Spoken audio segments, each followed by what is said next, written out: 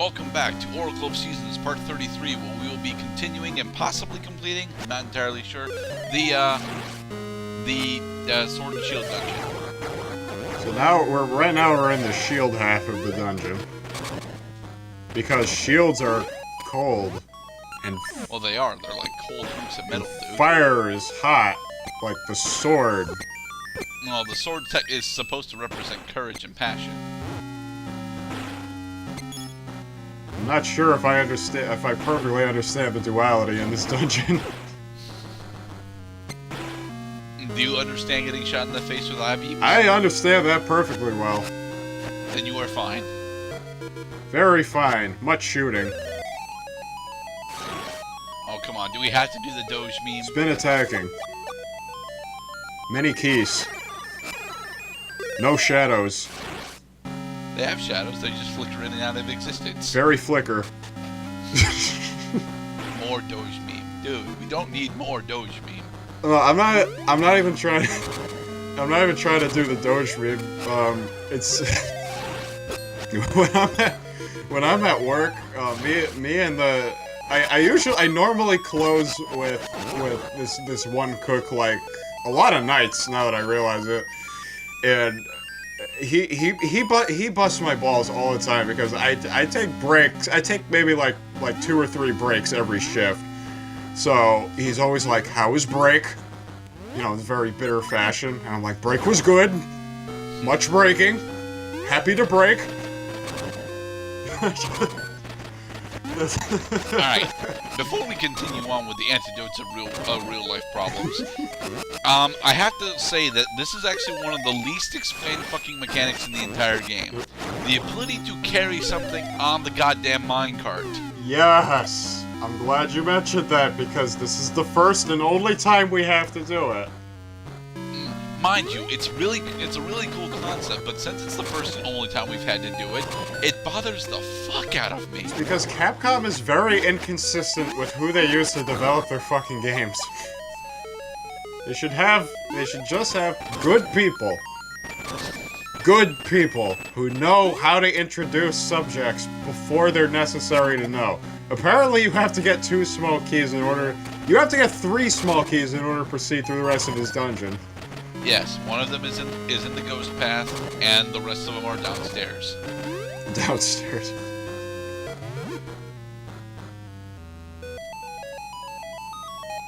I will carry the icicle. Now, here's the thing. You do not actually have to follow his path precisely. You should, but you don't have to. He always ends on that same exact square, too. Yep. Fuck. Wait, so he does... Oh my god, he does the exact same path every time. I did not realize this. Which is why you don't have to follow it exactly. Well, once you step on a square, you don't have to... Whatever. Fuck this room. You have to drop the ice.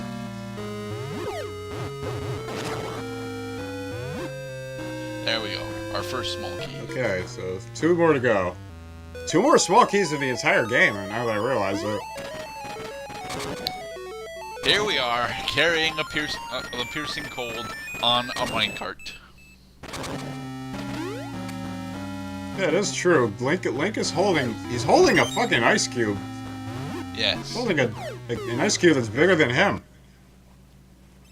Unfortunately, I ended up doing the last one first. The order doesn't really matter. The important thing is that you have to hit all 4 of them. Eventually. That is... Mind you, you still can't fall down that. Probably because they didn't want you to have to come back upstairs. Because, like, you throw the ice cube in, and then you fall. So, then you have to come back upstairs.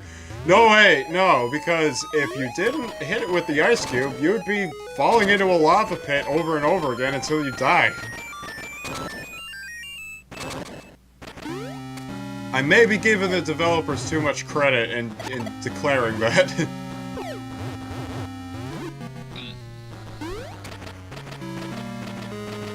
So have you seen anything about Metal Gear Solid 5? Well, yeah, I've watched my buddy play it extensively. I played it myself, and I'm not too bad at that game, if I do say so myself. It's if Metal Gear you know the Metal Gear Solid series. Stealth is everything in that game. So you're in Afghanistan. The year is 1984. The Cold War is still very much alive, and you're behind the scenes taking out base after base, collecting resources, saving prisoners, extracting soldiers, which is fucking hilarious, and I'm really happy they do it in that game. You tie up soldiers to a balloon, and the balloon hovers for a bit, and then it shoots them up into the atmosphere. Yep. Flying away. It's fucking hilarious, like, every time. But stealth is actually not all that important, because the enemies are... I've played third-person shooters so much, like, I could take on, like, pretty much any situation, as long as I'm not blindsided on 3 different sides by fucking soldiers shooting me. My buddy's like, oh, you're too reckless, you get caught too frequently. No! I shoot. And then you trank them all and get uncaught just as quickly. I shoot them all dead, and then the alarm stops. I did it. I tell him repeatedly. It's like, yeah, I've never played Metal Gear Solid. This is nowhere near my first rodeo. One more key to go.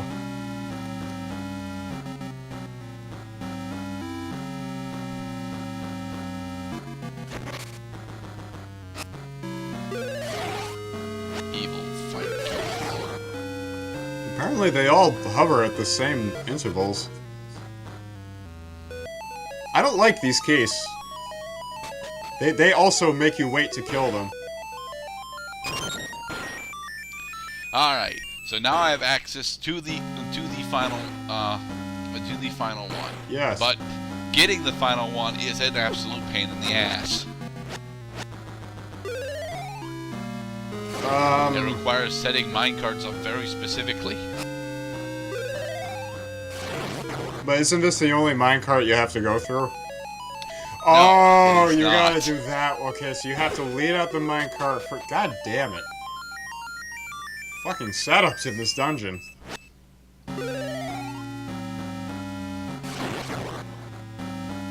Actually, I think this because I usually have a fun time fighting Onyx, and this is the last dungeon before you get to fight Onyx. I just kept telling myself, I was like, this is it. It's like, this no more after this, no more. I'm so close, I'm so close. But I don't have a fun time fighting Onyx. We will see about that. I love tripping up those little energy ball things. Yes, they're variants of the bubbles. Oh, they got smiles. I don't even think I noticed that before. Yes, they smile evilly at you. Very, very evil. Much ungood.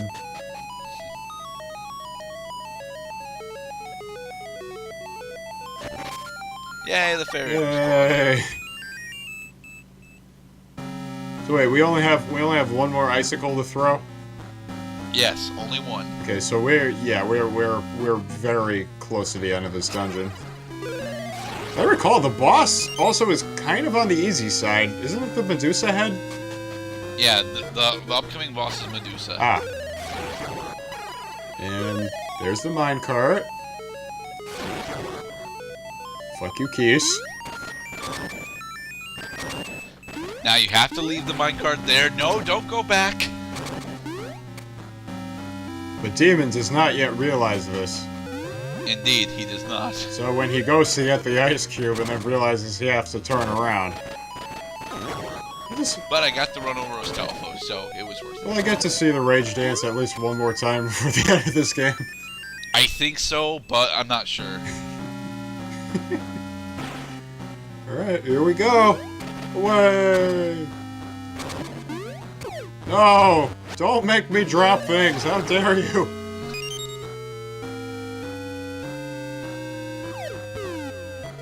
And there we are. Magical ice. With that, the bottom floor is completely solidified into obsidian, and we can walk across it. But it doesn't follow Pokemon logic that when you throw ice into a volcano, it makes the volcano erupt for reasons. When the hell did that happen? It was season 1 when Ash was fighting Blaine and Magmar in the volcano. That was the first stage of the gym leader battle. So Ash, I can't remember what, it was some kind of like ice attack or some shit, and it was Team Rocket.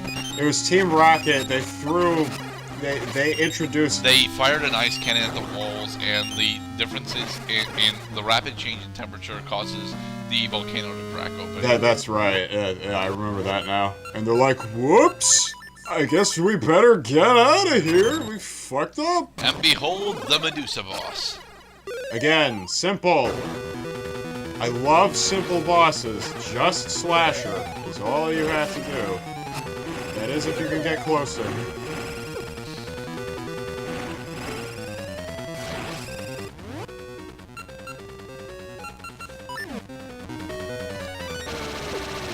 Ow. I thought that was supposed to turn you to stone. No, that's the one that turns you to stone.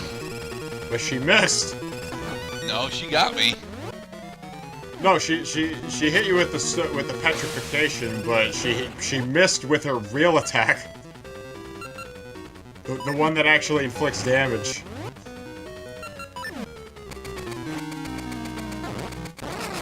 Oh, cool.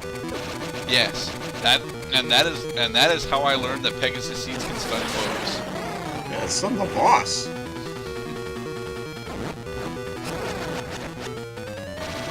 Ow. Medusa does not understand the 1-2 punch. She keeps missing you. What the fuck is wrong with this boss? She got me that time. Yeah. So she's batting 1 for 6. Mind you, the eye laser attack is the only attack from her that I'm actually afraid Yeah, of. you're so close to dying. Got her. She has a lot of health, and she's dead. We did it. Yay! Good job, Gerdat. We have full health. Yup. It's the last thing. We got all the things. The changing seasons. Fuck you, essence of nature. Fuck you, Maku Tree.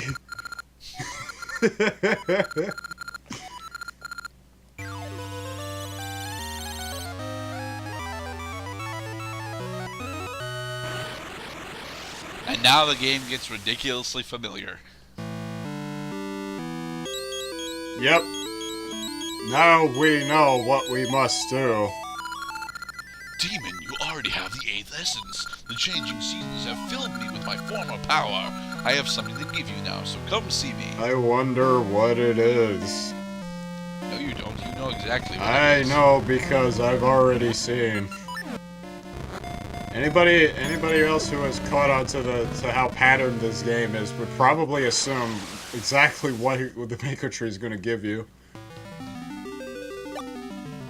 Oh, I know. A discount membership at Hardee's. Yes.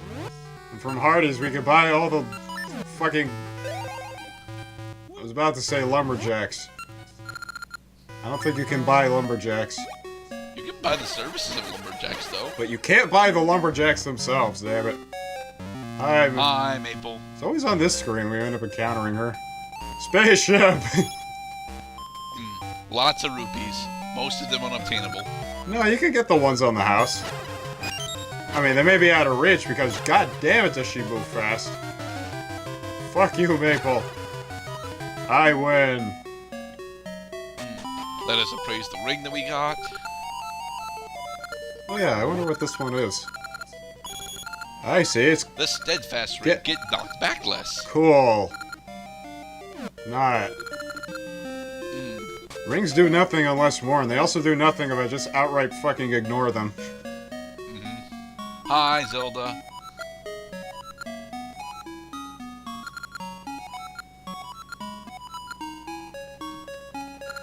All the people, including Impa. You cannot marry Princess Zelda. She is my girlfriend. It's alright. Isn't that right, Princess Zelda? Princess Zelda does not respond.